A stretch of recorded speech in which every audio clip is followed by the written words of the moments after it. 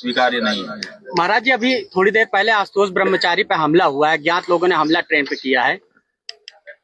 ऐसा है कि जो अटेंडेंट है, जैसा कि हमको समाचार में बताया गया, वो कह रहा है कि बाथरूम में गए तब तक तो ठीक थे, बाथरूम से निकलने के बाद से इनका ये हाल हो गया। तो बाथरूम में जब गए तो ठीक थे, तो बाथरूम से निकलने के बाद उनको किसने मार दिया? ये बनावट है, केवल माहौल बनाने के लिए और सुरक्षा प्राप्त करने के लिए, इससे ज्यादा कुछ दिखाई नहीं देता। और दूसरी बात ये कि अगर भारत सरकार की रेल सुरक्षित नहीं रह गई, कोई यात्री किराया दे करके, चाहे वो आशुतोष ही क्यों ना हो, अगर वो यात्रा कर रहे हैं, ट्रेन में कर रहे हैं, तो कहाँ है जीआरपी, कहाँ है रेलवे का प्रशासन? कैसे किसी यात्री के ऊपर हमला हो जाता है? ये तो सुरक्षित जगह मानी जाती है, उन जगहों पर भी अगर किसी के ऊपर सुरक्षा में ब्रीच हो जाती है, हमला हो जाता है, कुटिल हो जाता है वो व्यक्ति, तो ये तो हमको समझ में नहीं आता है। इसका जवाब रेलवे प्रशासन को देना चाहिए। कि आज वो साक्ष्य सबमिट करने जा रहे थे कोर्ट में और इसी दौरान उनके ऊपर हमला हुआ है। ठीक है, हमने दो बात बताई। एक हमने बताया कि अटेंडेंट कह रहा है कि बाथरूम जाते तक ठीक थे, फिर बाथरूम के अंदर तो अकेले ही थे, कैसे हो गया?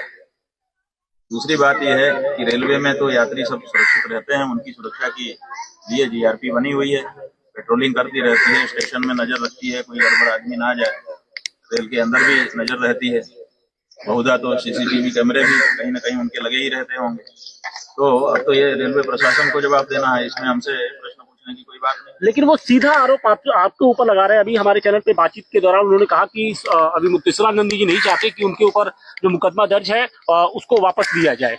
बात यह है कि जांच ठीक से की जाए, निष्पक्ष रूप से, और दूध का दूध, पानी का पानी किया जाए। तो हम क्यों ऊपर कर दें, समस्या डालेंगे? जो व्यक्ति कार्यवाही का समर्थन करता हो, जो व्यक्ति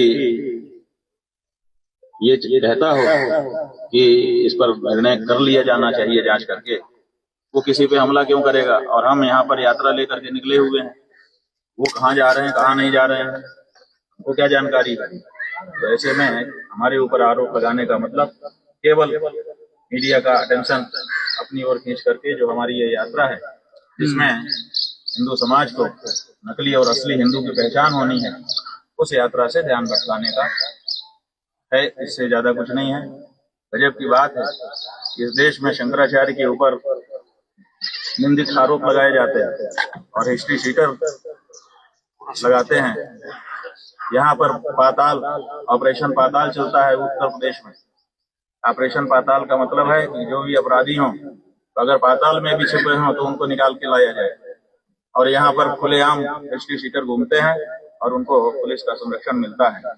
तो ये जो बातें हैं, इनको भी ध्यान में रखने की आवश्यकता है।